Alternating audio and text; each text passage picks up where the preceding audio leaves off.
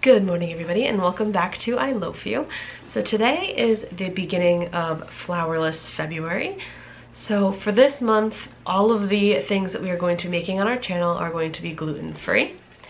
If there is something specific that you are looking for, please let us know and I will try to get a recipe so that we can make them, not necessarily this month, but in the future.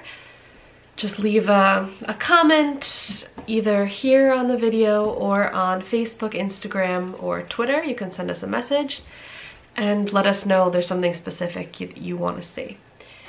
So we will jump right in with our video today. We are going to be making a flourless chocolate brownie cookie. Alright, so in our mixing bowl here, we are starting with our powdered sugar. To this, I'm going to sift our cocoa powder, which you don't have to do. I do just because my cocoa powder tends to be a little lumpy. So I will sift that in and then we will continue with the dry ingredients. All right, our cocoa powder is in the bowl. So we are going to add to that our baking powder and our salt, and we are just going to whisk this together.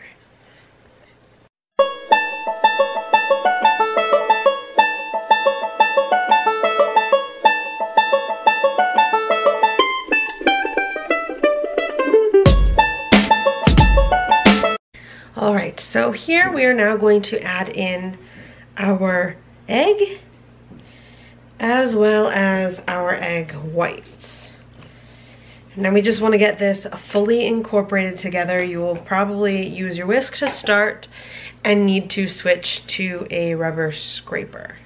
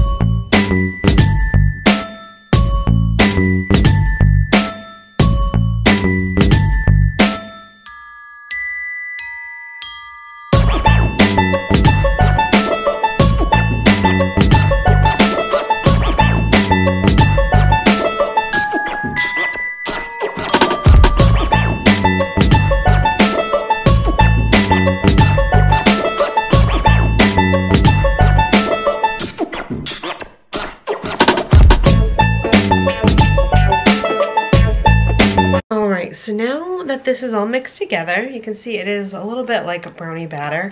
You're going to add in your chocolate chips. I'm using a semi-sweet chocolate chip. You could use a bittersweet or a white chocolate chip, or even a caramel chip or butterscotch chip, really whatever you enjoy in your chocolate cookies. So now that these are folded in, we are going to put this in to refrigerate it for 1 hour. So we will get this plastic wrapped and get it in the refrigerator, and then I will see you back here in 1 hour. The chocolate brownie cookies are now out of the fridge. You can see they're set up a little bit better. So we are now going to take our number 40 scoop and we are just going to scoop these out. I'm not quite sure how far they spread. It's been a while since I've made them. So my first tray in the oven, I am going to put only 6 on it because it appears like they might spread quite far. And I don't really want to make a mess today.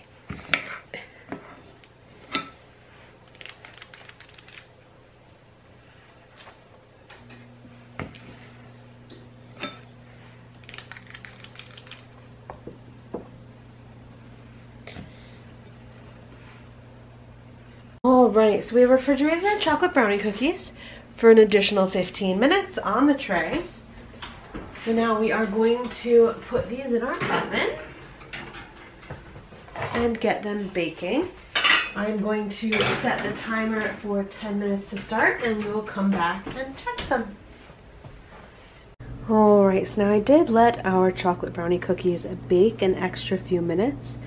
So they did bake for a total of 15 minutes. They puffed up and they're settling down now that they're out of the oven cooling. So I will let them cool for a few minutes on the sheet pans, and then I will remove them to a cooling rack to finish cooling. So after a failed attempt to remove these from the pan with a spatula, I am just lifting the parchment paper and peeling it from the cookies.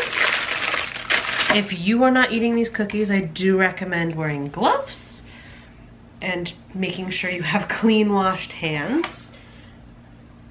Now, I would also recommend that you spray your parchment paper or your pan with a little bit of pan spray that does not include flour in the ingredients if you are keeping these completely gluten-free. That way they release from the parchment paper and the pan that much easier, so you don't have to fight with them.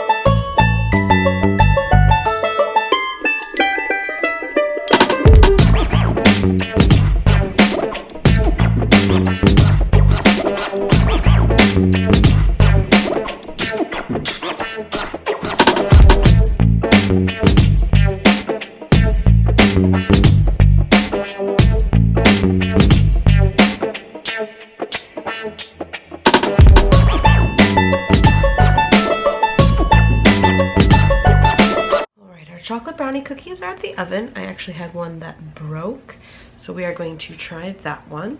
They are a little on the thin side, and it pulls apart, and it flakes on the top just like a brownie.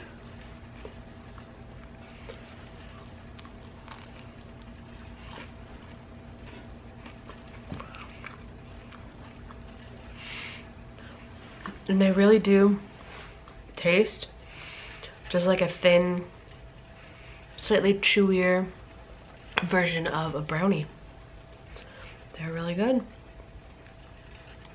Now, I don't think that I would say inherently up front that they are gluten-free off the top of my head, because they don't taste like a flour substitute. It tastes just like a normal chocolate brownie.